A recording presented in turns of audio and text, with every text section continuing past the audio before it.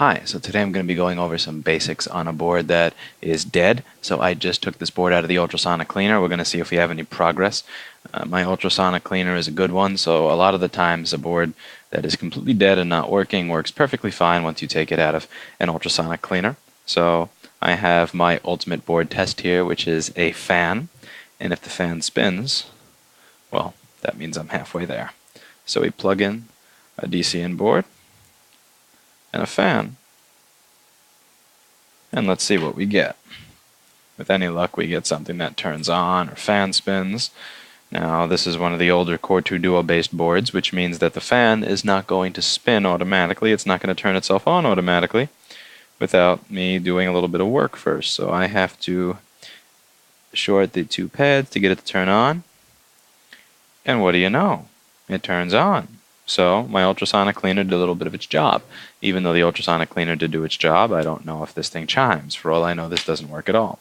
So I'm kind of surprised that this thing actually works. Well, let's see if I were to show you on the microscope what I have here. It's not what I would call good looking. So here, let's just arrange my desk a little neater. Okay. Oh, am I kidding? My desk is a constant mess and always will be. Salon.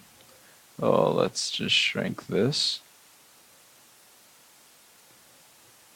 Get a look at why I'm surprised that this actually works. So,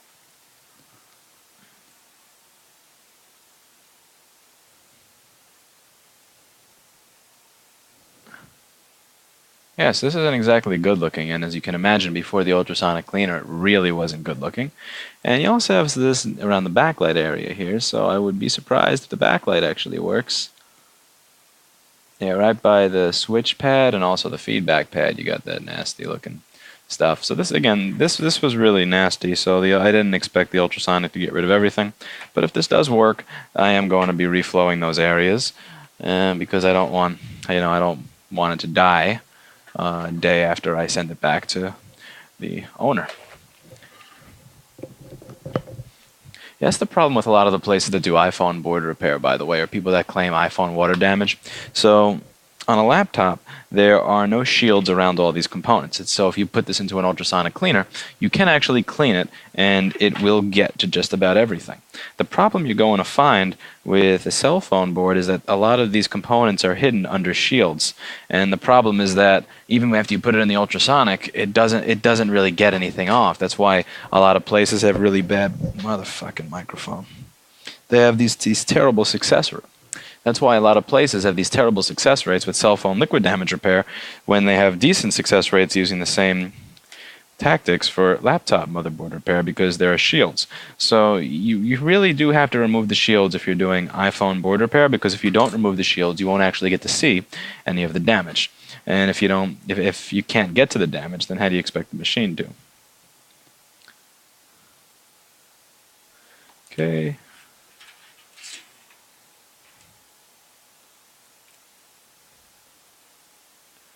Wouldn't it be cool if this just works? That would be really cool. That would mean I don't really have to do anything. That's a great way to start off my Saturday. I can't complain about not having to do anything. Let the machine do all the work for me.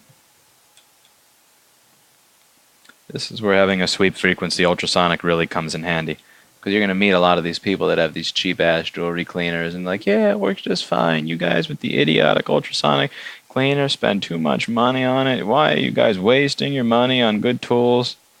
It's like, yeah, I don't see you going on Disney World vacation with your whole staff at the end of the year. I don't see your staff getting paid livable wages in the most expensive city to live in the U.S. You know, the money that you put into these tools will really come back to you.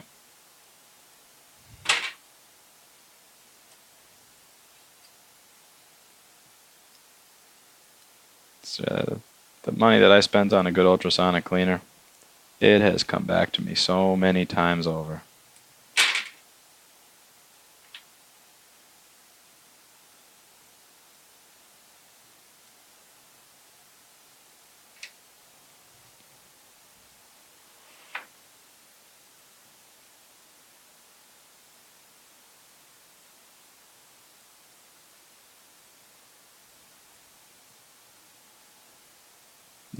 Sticky things. I'm trying to just get rid of some of my bad habits. So some of my bad habits are I just throw all these little bits and pieces on the floor.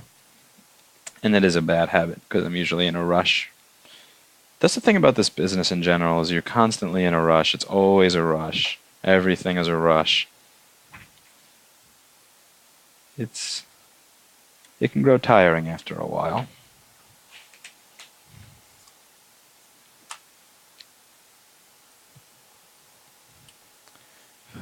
I want whether or not this has a backlight when I turn it on to be a surprise, which is why I have not measured the fuse yet. For all I know, it doesn't even chime. I mean, I'm getting excited over the fact that the fan spun. But my ultrasonic cleaner does make me excited.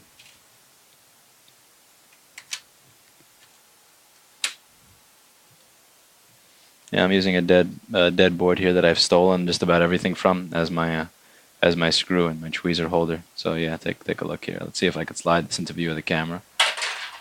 I guess not without dropping things, so maybe for another time, maybe? Yeah, see this? That's an 820-3115 that I've stolen just about everything from. And I'm using it as my screw holder, my screwdriver holder. Does the job pretty well.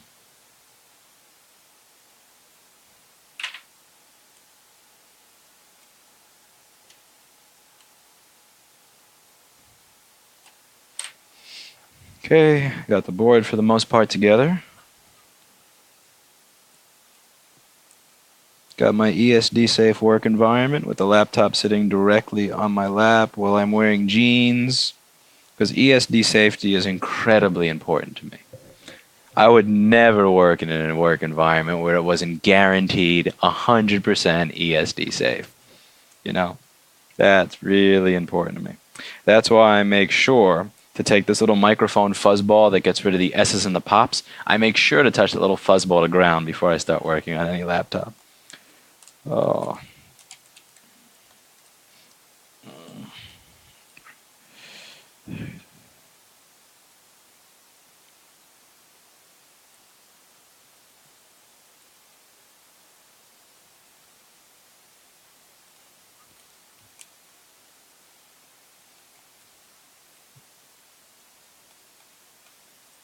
Nothing more important than an ESD safe work environment.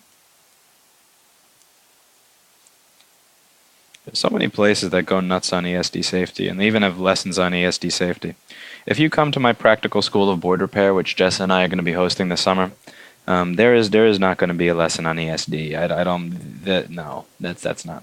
I'm sure if you're manufacturing microprocessors and storing them for years and years, that's a very important thing that you should learn. But for the most part, when you're working on liquid damaged trash that's like green and got cat piss and all this other kind of nasty shit running all over it, ESD is the least of your worries. The biggest of your worries is going to be whether or not you have a functioning brain. You're much more likely to break something by being an idiot and soldering it improperly, or by not knowing how to use a soldering iron at all, or by using a heat gun because the internet told you that you should use a heat gun to reflow things. The idiocy is really the problem. ESD is not a problem in our industry. Dumb people are.